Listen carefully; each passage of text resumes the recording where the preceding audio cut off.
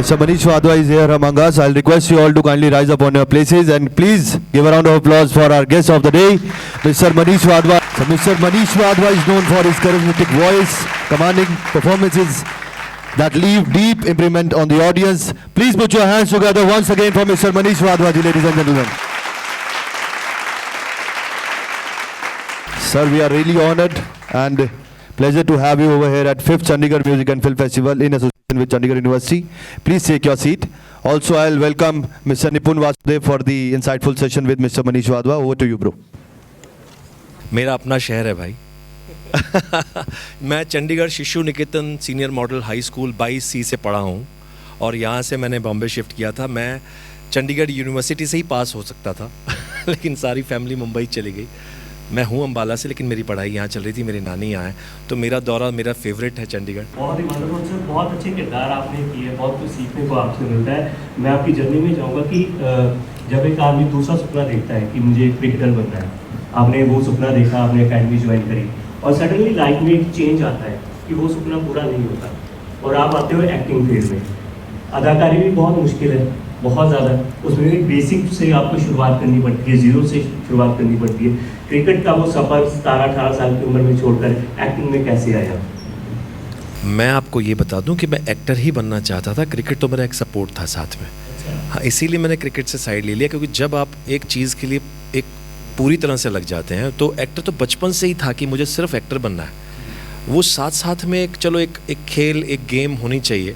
और जब पता था कि कॉलेज का ही जब कुछ नहीं हो रहा तो मैं भी बहुत अच्छा प्लेयर ऑफ कोर्स नहीं रहा. सो उसके बाद जब मुझे अपॉर्चुनिटी मिली कि चलो एक्टिंग का जो मिल गया एक चांस जो मैं करना भी चाहता तो उसी में आगे बढ़ गए. तो उसके बाद नाटक भी बहुत सारे किए आपने. तो एक कहानी ऐसी है कि आप कहीं जा रहे हो और आपके प्रोफेसर आपको मिलते हैं, वो पूछते हैं क्या कर रहा है, फिर आपने बताया कि मैं आजकल ये चीज़ कर रहा हूँ, तो उन्होंने आपको नाटक ऑफर किया. तो पहला आपने नाटक लिखा अंगूर खट्टे, आई थिंक इट वॉज. सो लिखना भी बहुत मुश्किल काम है. कैसे आप अपने आप को एडजस्ट किया, कैसे लिखा, कैसे ऑब्जर्वेशन करी, क्रिएटिविटी कैसे डाली? वो मैंने कैरेक्टर मतलब वो एक हल्की सी वन लाइन सुनी हुई थी किसी से, तो उसके बाद उसका फिर ड्रामा की तरह से एक लिखा कि कैसे होगा, कि कैसे 5-6 लोग होंगे. एक अंगूर खट्टे हैं वो एक बड़ी छोटी सी थीम थी. एक शादी वाला ऑफिस है और बहुत सारे लोग वहाँ शादी के लिए आते हैं. वहाँ एक लड़की ऑलरेडी रिसेप्शनिस्ट है और सब उसी पर लट्टू हो जाते हैं. बाकी तो बोलते हैं बाकी लड़कियाँ छोड़ो, हम तुमसे ही शादी करने को तैयार हैं. और कैसे वो कहानी घूमती है. वो एक 20 मिनट का एक छोटा सा स्किट था. सो अपने आप एक कॉमेडी वे में हो गया. अब हमारा जब सारी परफॉर्मेंस हो गई, लोगों की परफॉर्मेंस हो गई, तो उन्होंने कहा कि आप लोग बहुत अच्छा करते हैं तो हम एक डायरेक्टर अपॉइंट करेंगे. अब वही सारी चीज़ें होती हैं कि कैसे सब कुछ अपने आप लाइन अप होता है आपके साथ लाइफ में. ना मैं उनको रास्ते में मिलता, ना मैं उनको वहाँ पहुँचता उनके पास, मैं वो मान जाता कि हाँ 3 दिन में एक प्ले करना है, ना मुझसे मतलब कुछ ना होता. तो वो लाइन अप चीज़ें नहीं होती. ये सब कुछ पहले से ही स्क्रीन प्ले की तरह लिखा हुआ है. ये लिखा हुआ था कि ये ऐसा होना है कि पिता का भी एक सपना था कि उन्होंने फिल्म इंडस्ट्री में आना है. एयरफोर्स में थे जी. फिर वो आफ्टर रिटायरमेंट उन्होंने एक फिल्म बनाई, उसमें आपको कास्ट किया. क्योंकि मुझे कपिल शर्मा का रिटायरमेंट नहीं था, उन्होंने छोड़ दिया जी. हाँ, कपिल शर्मा का एक मुझे वो याद आता है. वो कहते हैं कि कई बार सपने जो है वो पीढ़ी दर पीढ़ी चलते हैं. ये मेरा बहुत बड़ा मतलब भाग्य है कि मैं जो वो चाह रहे थे, हालांकि वो डायरेक्टर बनना चाह रहे थे, आज भी वो हैं और बड़ा आशीर्वाद देते हैं. तो उन्हीं के आशीर्वाद से सब हो रहा है. कितनी मेहनत करनी पड़ी, क्या चैलेंजेस फेस किए और कौन सपोर्ट में रहा था आपकी? मेरी पूरी फैमिली सपोर्ट में थी जी. और सबसे बड़ी बात मैं खुद अपने सपोर्ट में था क्योंकि मैं ही अपने आप से डावाडोल हो जाता कि मुझसे नहीं हो रहा. क्योंकि बहुत सारे ऑडिशंस थे जहाँ मैं पास नहीं हुआ. बैग टांग कर जगह जगह जाना. फिर साथ में उसके साथ में मेरी डबिंग शुरू हो गई थी जहाँ मुझे मेरे दोस्त ने, जैसे आपको पता ही होगा ऑफकोर्स, वो मुझे एक वॉइसिंग के लिए ले गए कि भैया क्या कर रहे हो, चलो हमारे साथ. वहाँ से काम शुरू हुआ. तो मेरा पहला पेजर आया, आपको याद होगा पेजर ऐसे यहाँ जी की जो हुई थी. तो पेजर आया और पेजर के साथ फिर धीरे धीरे धीरे गॉड इज काइंड एक के बाद एक बहुत सारी चीज़ें होती चली गई. सबसे कॉलेज के साथ साथ एक प्ले शुरू हुआ, माँ रिटायर होती है, जहाँ मुझे जय बच्चन जी के साथ हमारे रमेश तंबार जी ने बुलाया और उन्होंने कहा कि तुम उसमें हीरो का रोल करो.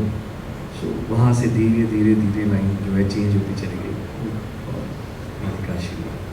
क्या बदलाव, स्ट्रगल क्या बदलाव आपकी लाइफ में लेके आई? मनीष वाधवा पहले कैसे थे, आफ्टर सक्सेस कैसे रहे? मैं आपको बताऊं स्ट्रगल जो है मैं एक्चुअली कंप्लीट नहीं कर पाया, मैं भी थोड़ा सा वो रह गया कि स्ट्रगल तो आज भी है और अब ज़्यादा स्ट्रगल है, क्योंकि जब आप एक किरदार कर लेते हैं, आप मेरी कोशिश होती है कि मैं हर बार एक नया किरदार करूँ। अभी मैं बात कर रहा था इनसे, मीडिया से भी, तो हर बार आपको रोल जो आप कर चुके हैं, जैसे चाणक्य मैंने जब किया था तो आपको वैसे ही रोल मिलने शुरू हो, हाँ, कि मुझे वही गंभीरता वाले रोल, वही वैसे टीचिंग वाले रोल, परसेप्शन बन जाती है। हाँ जी। अभी गदर 2 किया तो सबको मैं पाकिस्तानी जनरली लग रहा हूँ कि मुझे वही चाहिए, सो वैसा ही हम लोगों को चाहिए। तो आप मज़ा तब है कि जैसे मैंने अभी भी कहा कि अगर आपको सेम रोल भी मिल जाए, जैसे पठान में भी मैं जनरल कादिर था, इसमें जनरल हामिद इकबाल था, लेकिन आपको 2 व्यक्तित्व दिखेंगे। अगर मेरे जैसे 6 लोग और बैठे हों, सेम कॉस्ट्यूम पहनकर, सेम यूनिफॉर्म पहनकर, वो सारे के सारे ऑफिसर्स हों, डॉक्टर्स हों, वकील हों, लेकिन हर आदमी का अपना अपना व्यक्तित्व है। तो जब भी वो किरदार मिले तो वो ज़्यादा बड़ी स्ट्रगल है कि अब क्या, अब नेक्स्ट जब आपको सेम रोल मिलता है तो आप उसको ज़्यादातर मना कर देते हैं, पैटर्न सेम हो जाएगा, सेम हो जाएगा, ऐसा हो जाएगा। लेकिन मज़ा तब है कि अगर आप सेम रोल करें, चाहे वो चाणक्य के साथ मुझे श्याम सिंह रॉय साउथ वाला मिला, वो चाणक्य को देख कर मिला जी, तो वो अगर आप सेम अटायर में भी हैं, अगर आप उसको यूनिफॉर्म सेम पहनकर भी अलग कर पाते हैं, अलग चीज़ कर पाते हैं, तो लगता है कि आपने एक अलग किरदार, अलग जगह, अलग व्यक्तित्व को एक सामने लेकर आए लोगों को। तो ये एक बड़ी स्ट्रगल है, और लोगों की ये धारणा कि आप तो वैसे ही हैं, फिर उनका भी ये सोचना। अब स्ट्रगल इस बात की है कि हम आपको ये प्रूव करना है कि आप उनको बताएं कि आप वर्सेटाइल हैं, तो रोज़ स्ट्रगल चल रही है। तो अभी वो फील आता है ना अंदर से कि कुछ अचीव किया, सेम चीज़ करके कुछ अलग किया, तो अंदर से वो फील आता है। आपने चाणक्य कौटिल्य का आपने जिक्र किया, आपने वो किरदार किया कि वो बहुत फेमस हुआ था आपके जीवन में, कि वो राजनीतिज्ञ भी थे, वो फिलोसोफर भी थे, क्योंकि आपकी जो अब लुक है, क्योंकि तब आपकी लुक अलग थी, आपको ऑफर किया और आप मान नहीं रहे थे ये लुक चेंज करने के लिए। सडनली शूटिंग से 1 दिन पहले और आपने कहा कि ठीक है ना, गो अहेड नहीं, फिर वही आपकी बात आ गई ना। फिर उसके बाद जब आपको किरदार मिले तो वैसे ही ऑफर किए गए, पर वो चाणक्य कौटिल्य का किरदार क्या कुछ सीखने को मिला, मैं चाहता हूँ स्टूडेंट को भी आप बताओ, क्योंकि वो कितने बड़े फिलोसोफर थे, क्या क्या लाइफ में आपकी चेंजेस आए वो किरदार करने के बाद? मेरा एक मंत्र बन गया चाणक्य के करने के बाद। वो सबसे बड़ा ये है कि एक्चुअली सबसे पहली बात तो ये है कि हम बेशक यहाँ स्टूडेंट्स सारे बैठे हैं, हर किसी को सब कुछ पता है, मैं किसी को कुछ बता नहीं सकता। हमें एक्चुअली हमें बहुत सारी, जैसे हमें पर्सनल लेवल पे आता है, चाहे हमारे माँ बाप कुछ बोलते हैं, टीचर बोलते हैं, हमें सब पता होता है, हम उस पर कितना चल पाते हैं, कितना मान पाते हैं, वो बड़ी बात हो जाती है। क्या होता है कि सबसे बड़ी बात 2-3 चीज़ें जो सबसे ज़्यादा सीखने को मिली, कि आप अपना, जो मेरा हमेशा शुरू से अपने लिए भी है, मैं सबको ये भी बोलता हूँ, चाहे वो मेरे बच्चे हों या बाकी लोग भी हों, दोस्त हों, चाहे बेशक, चाहे वो मुझसे बड़े भी हों, हम आपस में बैठे होते हैं कभी कभी, तो मेरे ये होती है, और मैं सबसे यही चाहता हूँ कि 100% आप जो भी लाइफ में करें, एक्टर बनना की बात नहीं कर रहा हूँ, जो भी करें, आप बेशक एक बैंक में भी काम करें, आप एक टैक्सी, आपने बहुत सारी चीज़ें रखी हैं, मैंने इसलिए टैक्सी बता, जस्ट एक बात हो रही थी जी। सो ऐसी बहुत सारी चीज़ें हैं, तो ये मैंने आप जिस भी लाइन में हो, आप उस लाइन के अमिताभ बच्चन बन सकते हैं। वाह, वहाँ उस स्टार लेवल तक जाना चाहिए, आपको उस लेवल तक स्टार बनना चाहिए कि आप कोई भी लाइन में हो, कि हर जगह अपनी डिमांड होनी चाहिए कि भैया ये मैं हूँ, क्योंकि मैंने अपना 100% दिया है, 0.0001% भी मैंने कभी नहीं छोड़ा। वही 100% देना चाहिए। सर, कैसी वो चीज़, अगर आप मेहनत कर रहे हो, आप जा रहे हो किसी पाथ पे जा रहे हो, आप नहीं पहुंच पाते, बहुत सारे लोग हिम्मत छोड़ देते हैं कि नहीं होगा यार, वो आधे पे छोड़ आते हैं, पर इतने एफर्ट्स करने के बाद 100% 500% देने के बाद भी चीज़ ना मिले, तो वहाँ पे कौन सी मोटिवेशन काम आती है? अभी मैंने एक छोटी सी शॉर्ट फिल्म बनाई थी, जिसका ये जवाब बिल्कुल सही है, कि उसमें क्या होता है कि एक बहुत बड़ा भवन बन रहा था, रास्ते में, मतलब भवन बनते बनते बीच में बहुत बड़ा एक पत्थर आ गया, ये पुरानी बात है जी। तो वो वहाँ पर एक गुरु थे, तो उन्होंने कहा कि एक काम करो, इसको निकाल दो ताकि समतल हो जाए, सबको आने के लिए इजी, सब अंदर से अच्छे से आ सके। तो उन्होंने क्या किया, अब 2 दिन मेहनत की, अब इतनी सारी सुविधाएं नहीं होती थी कि इसको जेसीबी लाएं या तोड़ें या कुछ करें, कैसे निकालें इसको, तो वो सब लग गए, 2 दिन हो गए, 3 दिन हो गए, तोड़ रहे, वो हिल नहीं रहा। अब वो हताश हो गए, हताश होने के बाद जाकर बैठ गए और जाकर बोले कि वो तो टूट नहीं रहा, क्या करें जी। तो आप मानेंगे ये सत्य घटना है, और ये बहुत अजीब हमारी लाइफ के साथ मैच करती है। उन्होंने अपनी चप्पल निकाली, उन्होंने कहा कि जाओ उस पर मारो। अब उन्होंने कहा कि ठीक है, क्योंकि वो मानते थे उनको, वो उनके गुरु रूप थे, तो वो गए और जाकर उन्होंने चप्पल मारी, पत्थर टूट गया। अब यहाँ पर उन्होंने कहा कि ये कोई चमत्कार नहीं है और ना ही ये कोई ऐसा अंधविश्वास है जो आपको मानना है। एक्चुअली मैंने देखा कि आप पत्थर तोड़ चुके थे, बस एक लास्ट अटैक से पहले आपने हताश अपने आप को कर दिया।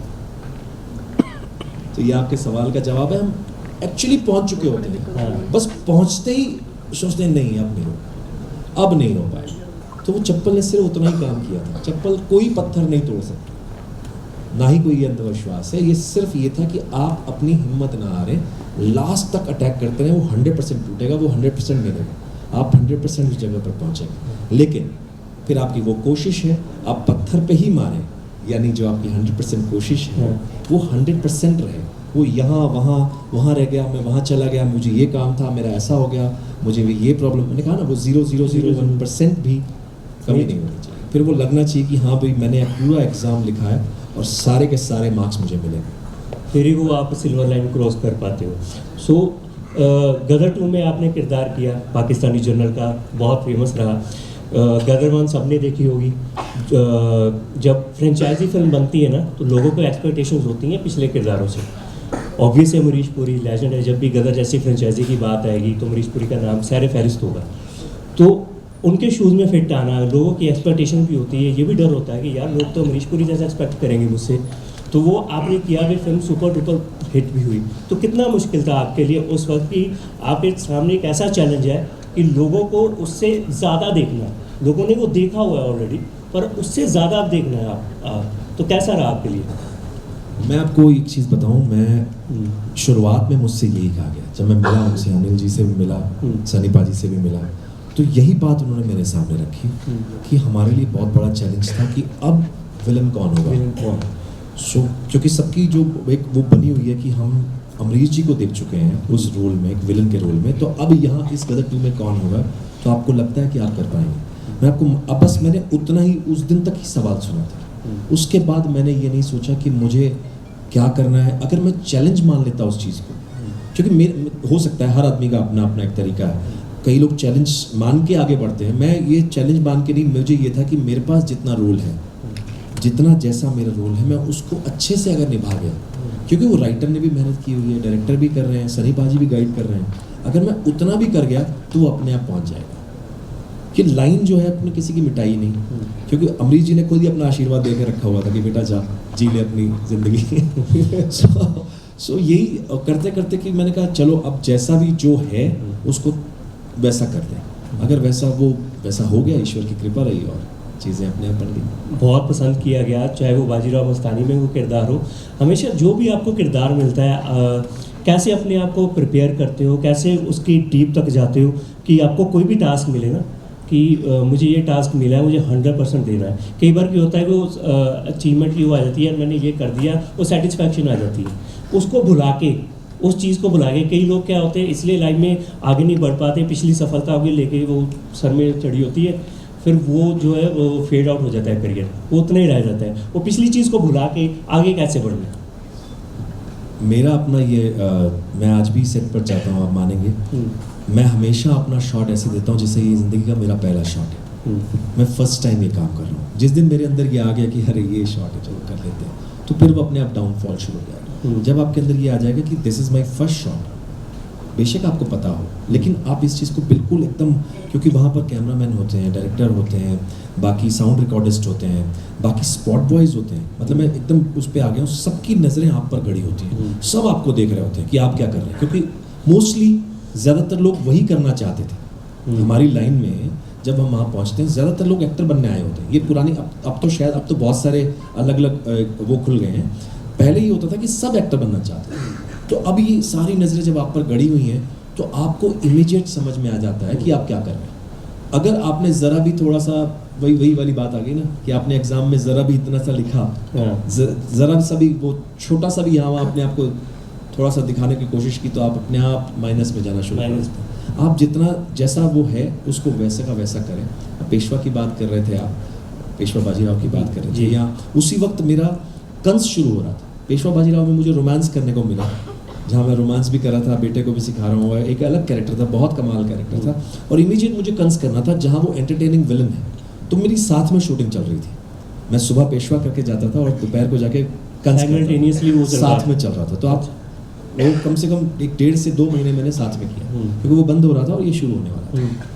तो बड़ा मज़ा आया। तो वो बिल्कुल वो कैरेक्टर में लगना नहीं चाहिए कि वैसा है।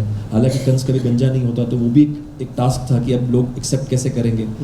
तो वो सारी चीज़ें भी थी। तो बस ये है कि जब भी आप करें उसको बेस्ट दे, साध के करें कि हाँ भाई ऐसा ही करना है। वो प्रिपरेशन जो मैं आपको बताऊँ वो उसी वक्त होती है, करते करते ही समझ में आता है कि क्या कर रहे हैं। आप पहले डायरेक्टर के साथ बैठते हैं, आप राइटर के साथ बैठते हैं, आप सोचते हैं आपने क्या सोचा है।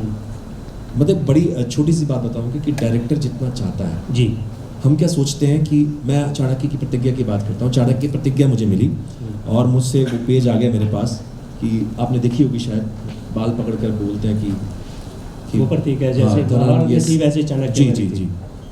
तो वो लाइंस आई और एक्टर के पास ऐसी लाइंस जब आती हैं तो आज तो भाई मज़ा आ गया, आज तो कुछ होने वाला है। सेम वे में डायरेक्टर भूषण पटेल जी मेरे पास आए और हीरो वो ऐसी बात करते और हीरो आज तो लग रहा है ना फाड़ देगा। मैंने कहा सर बिल्कुल मत सोचना ऐसा। हम जनरली यही सोचते हैं आज तो मेरी लाइंस हैं, आज तो मैं भाई बैंड बजा दूंगा। बिल्कुल मत सोचना, जैसे लिखा है जितना है उतनी लिमिटेशंस में करना। कभी कभी क्या होता है कि हम हर चीज़ में अपना ज़्यादा देने की कोशिश करते हैं, लेकिन डायरेक्टर को इतना ही चाहिए। सेम हमारी लाइफ में भी है, हमें उतना ही चाहिए। हम लेकिन ज़्यादातर उत्साहित हो जाते हैं, कभी ज़्यादा वो कर लेते हैं। जितना है, जितना स्क्रीन प्ले में है, जितना चीज़ों में है, जितना डायलॉग्स में है, उतना ही करें। जितना गिलास है उतने भरिए, ये है, यही सीखने को हमें मिलता है। सर लीन पैच की मैं यहाँ पे बात करूँगा कि लीन पैच हर किसी की ज़िंदगी में आता है, कोई भी, चाहे वो इनिशियल स्टेज में आए, चाहे वो मिडल में आए या एंड में। तो स्टेज में आपकी लाइफ में भी आया होगा कहीं ना कहीं, तो कैसे आपने आपको संभाला? क्योंकि बहुत बड़ा करियर है, कहीं ना कहीं ऐसा भी होता है कि काम नहीं मिलता, और इस इंडस्ट्री में ऐसा होता है बहुत सारे कलाकारों के साथ। उस फेज में कैसे संभाला अपने आप को, कैसे संभालना चाहिए? मेरे साथ हमेशा ऐसा हुआ कि बहुत बार ऐसा हुआ कि मुझे वैसे सोचना पड़ा कि क्या आगे क्या। जैसे मैंने अभी कहा आपसे कि आगे का क्या। अब गदर 2 के बाद, भूल भुलैया के बाद उसी तरह के रोल्स आने शुरू हो जाते हैं, वैसे ही होना शुरू हुआ। तो बस ये होता है कि मन में अपने आप को ये रखना कि हाँ मेरे लिए कहीं रोल लिखा जा रहा है, वो आएगा ज़रूर, और वो आ जाता है क्योंकि आपने पॉजिटिव सोचा, आपने अपने आप को वही एक पॉजिटिव वाली थिंकिंग मैनिफेस्ट किया कि आपका सब सही हो रहा है। तो वो जब सारी चीज़ें सोचते हैं तो वो हो जाता है। वो पॉजिटिव रहना चाहिए। आपके लिए लिखा है, भगवान ने तैयारी रखी है, तो नेगेटिव ना हो कभी लाइफ में। सो पॉजिटिव थोड़े चाणक्य की हम बार बार बात कर रहे हैं, चाणक्य भी बोलते हैं उनको, चाणक्य भी बोलते हैं उनको। सो कौन सी ऐसी फिलोसफी जो आप लेके चले अपने साथ वो सीरियल करने के बाद, जो अभी तक आपके साथ है और आप स्टूडेंट के साथ भी जो शेयर मैंने करना आपसे चाहते हैं? कहा कि 100% अपना 100% देना है। और सबसे बड़ी बात, सीख छोटे से मिले, बड़े से मिले, दुश्मन से मिले, मित्र से मिले, जहाँ से सीख मिले। यही अगर हम चाणक्य के स्टाइल में अगर आप बोल दें हमें तो अच्छा लगेगा। अभी आप डायलॉग्स बुलवाएंगे तो वो लाइंस तो मुझे एग्जैक्ट याद नहीं है, फिर भी एक जो हमेशा वाली जो एक लाइन आती है जो ध्यान में आती है, वो ये आती है कि इच्छा शक्ति, मात्र इच्छा शक्ति ही सफलता का सबसे बड़ा एक नियम है या एक मूल मंत्र है। इच्छा शक्ति के करने के बाद आप उसे ठान लें, ठानने के बाद उस पर 100% लग जाए, विजय माला अवश्य आपका वर्ण करेगी। क्या बात है, बहुत ही खूब। तो मुझे तालियां आ गई हैं। तो ये ऑडियंस को हमने नाराज़ नहीं करना। गदर 2 का भी एक, इसके बाद मैं डिमांड नहीं करूँगा डायलॉग्स की। गदर 2 का सुनना चाहते हैं कि नहीं सुनना चाहते? आप डायलॉग सुनना चाहते हैं ना? वो फिर ही सुनाया गया। हाथ खड़े कीजिए, कौन गदर 2 का डायलॉग सुनना चाहता है? सर देखिए कितनी डिमांड आ रही मैं है। आपको बताऊं, ये फर्स्ट टाइम चंडीगढ़ यूनिवर्सिटी में ही ये जी। ओपन हुआ था। जब हमने प्रमोशन में, जब पहली बार मुझसे सनी पाजी ने कहा था कि काम करो, लाइंस बोल दो, तो वही लाइंस जब यहाँ पर मैंने मेन ग्राउंड में बोली थी, मैं फिर से वही ट्राई करता हूँ कि आज सनी बोल पाजी नहीं, आज पाऊंगा मैं हूँ। कि आज बोल पाऊंगा कि नहीं बोल पाऊंगा, मुझे पता नहीं है। क्या मैं जी हाँ जी बोल सकते हो।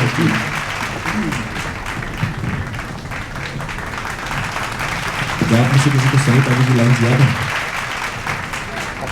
तो आप बोलेंगे ना? बहुत जुल्म कर लिया तुम लोगों ने हिंदुस्तान में हमारे मुसलमान भाइयों पर, अब हम उन्हें आजादी दिलाएंगे। यहाँ से डायलॉग आने वाला था आज सर, मैं डायलॉग नहीं आता पर बहुत अच्छा आगे ये डायलॉग बोला, क्योंकि सनी भाई की आवाज़ ही जो निकालनी बहुत मुश्किल है। बट सर गदर 2 में जो आपने ये किरदार किया उसकी वजह से फिल्म तो हिट हुई, आपको भी आगे बहुत सारा काम मिला। हम आगे कंटिन्यू करते हैं सेशन को।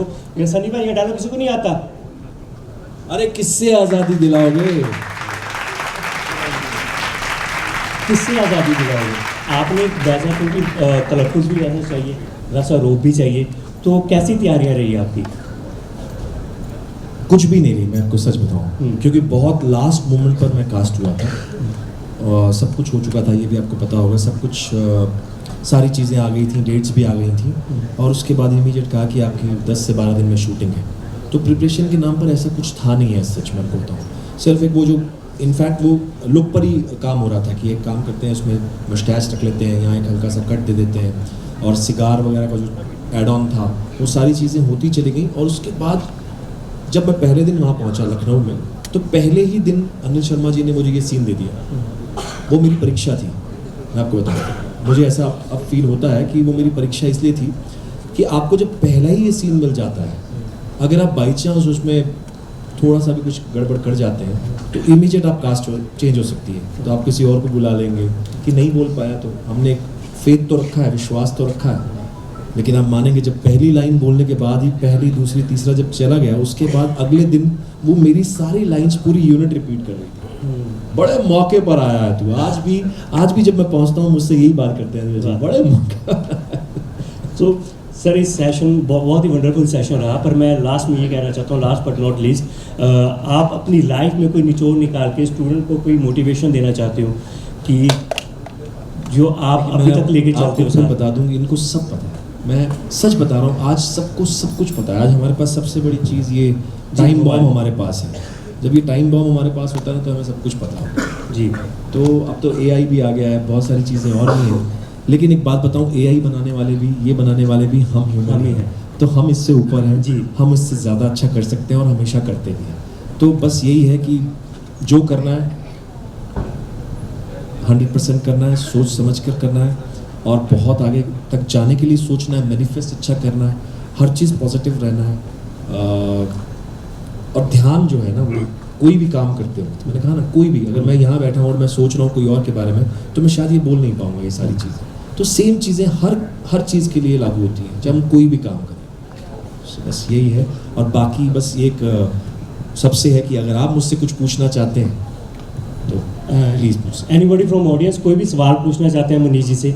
सर जैसे आपने बताया अपनी डॉक्यूमेंट्री के बारे में कि एक लास्ट डिच एफर्ट देना चाहिए, मतलब you should never quit, but I wanted to ask till when, मतलब when should I quit, because I can't be 25 and still pursuing my passion. I can't be dependent on my parents or my life. तो when to quit? Quit तो कभी मत कीजिए, मैं आपको बताऊँ। आज जब ये खुद अपनी बात कर रहे हैं, मैं चाणक्य, जब मैं आज से 15 साल पहले जब मुझे ऐसा लग रहा था कि पता नहीं क्या हो रहा है लाइफ में, और मैं गंजा करने को तैयार नहीं था, अभी गदर 2 भी आते वक्त मुझे बहुत सारे अप डाउन्स लाइफ में मिले। अगर मैं क्विट कर देता तो शायद मैं पहले ही क्विट कर चुका होता था। जब मैं चाणक्य बना था तो मेरे इतने बड़े बड़े बाल थे और मैंने काटे, और क्योंकि शबरी फिल्म आ रही थी, शबरी फिल्म आ जाती राम गोपाल वर्मा जी की 2006 में, क्योंकि मैं सोचता था ऐसा कि मेरी फिल्म टाइम पे आ जाती तो मैं शायद बन जाता, लेकिन जब मैं चाणक्य के लिए बाल अपने निकाल चुका था तब जाकर शबरी आई, शबरी फिल्म राम गोपाल वर्मा जी की, तब एहसास हुआ कि ये क्या हुआ। लेकिन अगर वो फिल्म हिट हो जाती, उस वक्त चल जाती, तो मैं चाणक्य ना बनता। तो ये सारी चीज़ें एक साथ, मैंने कहा ना, वो स्क्रीन प्ले ऑलरेडी लिखा हुआ है। आपने ये अच्छा सवाल किया कि मैं अपने पेरेंट्स पर, इसके लिए क्या होता है कि आपको सही पाथ पर चल रहे हैं या नहीं चल रहे हैं, वो आपको खुद आजमाना पड़ता है। जैसे इन्होंने कहा कि मुझे रास्ते में पटेल सर मेरे रास्ते में मिले, मुझे एक डायरेक्टर हमारे लिए अपॉइंट किया गया, उसके बाद वो मेहनत शुरू हुई थी। स्टेज पर कैसे खड़े होते हैं ये पता चला था, उससे पहले हम स्टेज जो कर रहे थे बचकाना इमेच्योरिश था। उसके बाद वो डायरेक्टर आए, उन्होंने मुझे खड़ा होना सिखाया स्टेज पर, तो वो बहुत सारी सीखें। उसके बाद मुझे बहुत सारे अवार्ड्स मिले, बलराज सानी ट्रॉफी एक्टिंग में मिली, मुझे लगा कि हाँ मैं सही जगह पर जा रहा हूँ। अगर मैं बैंक के लिए भी नौकरी करता तो मुझे हर जगह मैं पास होता जाता, तो मुझे डेफिनेटली आगे वो होता। आप जिस भी लाइन में हैं, अगर आपको लगता है कि मुझे इसमें कहीं ना कहीं अचीवमेंट है, सिर्फ मेरा शीशा देखने से, दोस्त ने बोलने से मैं एक्टर बन जाऊं या कुछ कर जाऊं, वो नहीं है। आपको अंदर पता होना चाहिए कि मैं कितना दमखम रखता हूं कि मैं ये काम कर सकता हूं और कर जाऊंगा। अगर मुझ में वो है ही नहीं तो डेफिनेटली हमें वो क्विट नहीं, उसको अपनी लाइन को क्विट नहीं बोलते हैं, उसको कहते हैं कि लाइन अपनी चेंज कर दो। अगर मुझे उस वक्त अवार्ड्स बाई चांस ना मिले होते, या मुझे ऐसा लगता, क्योंकि मेरे डैडी ने मुझसे कहा था कि तुम अच्छे एक्टर नहीं हो, अच्छा डायरेक्ट तो तुमने कर दिया है, अच्छा एक्ट नहीं कर पा रहे हो। वो दिन मेरे मन में बात लग गई कि मैंने डायरेक्ट किया, मैंने सब वो एक्टर तैयार किए थे और मैं खुद ही एक्टिंग नहीं कर पा रहा। वहाँ जाकर अपने आप को चेंज किया कि कैसे होगा, कैसे मैंने चप्पल खाई होगी स्टेज पर, कैसे अपने आप को। तो अगर आपको फिर भी लगता है कि आप सही जा रहे हैं, आप कर सकते हैं, लेकिन ये इसमें भी सोच एकदम परफेक्ट होनी चाहिए। सिर्फ मैं कर ही सकता हूँ किसी फितूर में आकर नहीं, क्योंकि मेरे मन में भी फितूर था कि मैं तो सिर्फ फिल्में करूँगा। मुझे भी नाटक करते वक्त, इंटर कॉलेजिएट करते वक्त बुलाया गया था, मैंने कहा कि नहीं वो तो टीवी सीरियल बनाते हैं, वो प्रोडक्शन हाउस। तो अब ये बड़ी स्क्रीन, छोटी स्क्रीन, ये सारी चीज़ें नहीं हैं। आप अच्छा काम कर सकते हैं, अच्छा काम करें। आप इसलिए क्विट का मत सोचिए, अगर आपको लगता है कि आप कर सकते हैं तो, वरना आप अपनी लाइफ चेंज करें।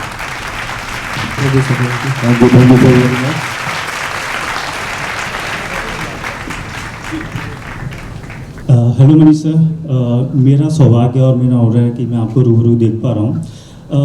अभी बतौर एक्टर जब आपने ये डायलॉग बोला फेमस, तो एक इंस्टेंट एक ख्याल, और जो प्रॉब्लम मेरे साथ रही है बतौर, जैसे बड़े सॉफ्ट पिच आप अभी क्वेश्चंस का आंसर दे रहे थे, but the moment you start your dialogue, एक ऐसा लगा जैसे वो पर्दे पर एक एक्टर बोल रहा है। तो जो पिच होती है वो एकदम से हमारी हाई चली जाती है बतौर एक्टर, और हम जब एक अपनी नॉर्मल लाइफ में तो बड़ी सादा सिंपल है, तो उस पिच पर हमें कैसे, मैं एक चैनल चलाता हूँ इवेंट ट्रैवलो, और कई बार हम एज अ स्टेज पे किसी से कन्वर्सेशन कर रहे हैं, हमें कोई स्पीच देनी है, तो बहुत मेरी जो स्पोकन है बहुत सॉफ्ट है, लेकिन मुझे हाई लेके जाना बहुत लो, लेकिन उस पर किस तरीके से हमें काम करना चाहिए।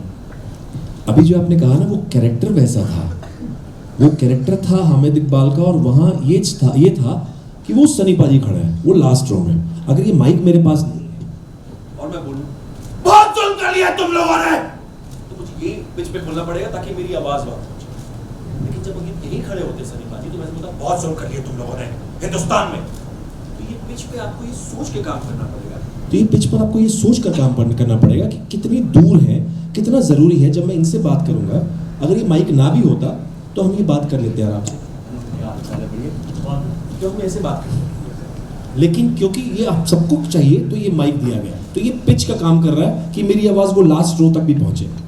तो ये पिच की बात जो है वो क्या, कितनी कब ज़रूरत है, हम कब वो पिच इस्तेमाल करते हैं, वो तब की बात है। अगर हम डायरेक्ट बात कर रहे हैं, अगर मैं इनसे यहाँ होता बात करने के लिए, तो मैं इससे बात करता। बहुत बढ़िया सर, आप पहली बार मिले सर जी। तो इसके लिए हमें कोई अपने गले के लिए, थ्रोट के लिए कोई रियाज वगैरह ऐसा कुछ करना पड़ता है या? हाँ जी, बिल्कुल बिल्कुल, यही तो प्रैक्टिस है। थिएटर की प्रैक्टिस हमारे साथ यही होती थी कि शुरू में सुबह बैठ जाओ, जाने के बाद सा करो, सा पे प्रैक्टिस करो या ओम करो। जितना आप प्रैक्टिस करते हो, सारी चीज़ें करते हो, आप उतना अपना गला खोल पाते हो और आपको पता चलता है। और ये मन से निकाल दो कि यहाँ मेरी आवाज़ बैठ जाएगी। अगर मैं ये सोच लेता 6 लाइन बोलने के बाद कि मेरी आवाज़ लाइन बैठ जाएगी, तो वो बैठ ही जाती, क्योंकि मुझे सोचना नहीं है। अगर ये रियलिटी में मेरे साथ होता तो आवाज़ बैठी में भी निकलती, तो बैठी हुई आवाज़ भी निकलती ना, तो भी क्या होता, तो भी निकल जाती, क्योंकि सामने मेरा दुश्मन खड़ा है, तो उसमें कोई वो नहीं है। अब जो भी है वो पिच की बात तब है जैसे जैसे जितनी दूरी पर, जितनी जैसे बात करते हैं। कई लोग ऐसे नॉर्मली भी बात करते हैं, और भाई क्या खबर है, थोड़ा सा लाउड कैरेक्टर। एक बार मेरे को मौका मिला अमरीश जी से मिलने का, तो मैंने पूछा कि सर आपने बहुत सी फिल्मों में नेगेटिव कैरेक्टर किए हैं, कि जब आप आम समाज में जाते हो, लोगों से मिलते हो, तो क्या उन कैरेक्टर्स का प्रभाव वहाँ पड़ता है? तो उन्होंने बोला कि हाँ, मेरे साथ तो बहुत होता है। बहुत से लोग ऑटोग्राफ लेते हैं, फ़ोटो खिंचवाते हैं, बोलते हैं आप बहुत अच्छी एक्टिंग करते हो, बहुत अच्छा काम करते हो, लेकिन कुछ लोग ऐसे होते हैं जो दूर खड़े रहते हैं। तो आपने जब गदर 2 वाला कैरेक्टर किया, क्योंकि वो क्या रिएक्शन था पब्लिक का, जो आपका रिश्तेदार दोस्त ना थे, जो कैसे लोग? सर, एक पब्लिक रिएक्शन अभी भी कुछ दिन पहले मेरे पास आया जी, वो पहले भी आ चुका है, कि एक उसके कम से कम 6 मिलियन तो उसके शेयर्स हैं, तो व्यूज़ और लाइक्स तो पता नहीं क्या ही होंगे जी वो बंदा आके स्क्रीन के सामने ऐसे जैसे आप यहाँ पर स्क्रीन पे ऐसे खड़े हैं और वो स्क्रीन जैसे ही मेरा शॉट आता था, जैसे ही मेरा शॉट आया और माँ बहन से लेकर जितनी गालियाँ थी वो सारी बोल दी और मैं खुद ही हंस के, मेरे पास अभी भी वो वीडियो है। और सबसे अच्छी बात जो हुई, दो चीज़ें जो मेरे साथ अपनी घटना अपने लाइफ में घटी हैं। जब मैं कंस कर रहा था परम अवतार श्री कृष्ण, तो उसमें कंस तो जो था, जो जिस तरह की हरकतें करता था, तो मेरी मम्मी मेरे मम्मी बड़ा कमीना है तू मेरी अपनी मम्मी। एक दूसरा सबसे अभी जो मैंने इंटरव्यूज में भी बताया कि सुबह 8 बजे का शो देखने मेरी वाइफ चली गई गदर का। अब वो 11 बजे तक उनका फ़ोन ही नहीं आया, 11:30 बज गए। मैंने कहा पता नहीं फिल्म ख़राब लगी है इनको, क्या हुआ, क्योंकि पहला शो था। हमने भी जाना था 12 बजे, हमारा शो हमारे कहीं लाइंड अप था कि हमने सबने साथ में जाना है टीम ने। तो उनका फ़ोन फाइनली आया। मैंने कहा क्या हुआ भाई, क्या हो गया? बोलते एक बात बताऊं, बहुत कमाल हुआ, ये हो गया, लेकिन एक सच बताऊं, एक पत्नी बोल रही है अपने पति को आपके मरने की बड़ी खुशी हुई तो ये एक कॉम्प्लीमेंट था। तो ऐसी सारी चीज़ें भी होती हैं। और दूसरा एक ऐसी इस प्यार को क्या नाम दूं का शॉट भी था। मेरी वाइफ के ना बाई चांस की बात है, उस दिन एक चोट लगी हुई थी, हम लोग मॉल में गए थे, एक दो लेडीज़ आई और आकर बोलती हैं सर पिक्चर। तो हम लोग मैंने कहा हाँ जी। तो उन्होंने कहा, एक लेडी वहाँ खड़ी हुई थी, जैसे आपने कहा दूर खड़े हो जाते हैं, तो उन्होंने पूछा कि मैडम आपके यहाँ पर चोट ये ऐसे ही है क्या, स्क्रीन पे भी ऐसे ही थे? तो उन्होंने कहा हाँ बिल्कुल ऐसे ही है, घर पे भी ऐसे ही मारते हैं तो ऐसी चीज़ें होती रहती हैं, ये सच है। और बहुत सारे लोग तो बात भी नहीं आते भी नहीं पास में, नहीं इनसे नहीं मिलना, ये आदमी खराब आदमी है, नहीं इनसे नहीं बात करना। नहीं वही मैं, जब कोई ऐसे बोलता है या दूर खड़ा रह के देखता है, आपको पता तो चल जाता है हाँ जी फेस रीडिंग से। हाँ जी तो आप पे क्या गुजरती है वो? बहुत मजा आता है थैंक यू सो मच, आप मेरे पास नहीं आए।